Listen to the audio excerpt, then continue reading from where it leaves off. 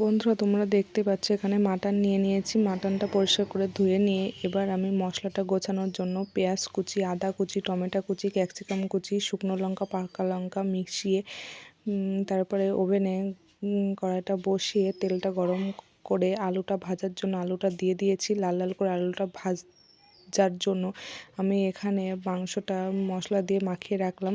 এবার তেলটা গরম হয়ে গেলে এর মধ্যে গোটা জিরে, পেঁয়াজ কুচি, তেজপাতা দিয়ে ভালো করে পেঁয়াজটা লাল লাল করে ভাজা হয়ে গেলে মশলা মাখানো মাংসটা দিয়ে দেবো। দেওয়ার পরে এটাকে একটু সামান্য জল দিয়ে ভালো করে কষিয়ে নেব। তারপরে জিরের গুঁড়ো, মিট মশলা দিয়ে আবার নেড়ে চেড়ে নেব। নেড়ে চেড়ে নেওয়ার পরে এটাকে সিদ্ধ হওয়ার জন্য আমি ঢেকে দেবো। ঢেকে দেওয়ার পরে দেখতে পাচ্ছ 10-15 মিনিট হয়ে গেছে। তারপরে তুলে জলটা অনেকটা শুকিয়ে গেছে।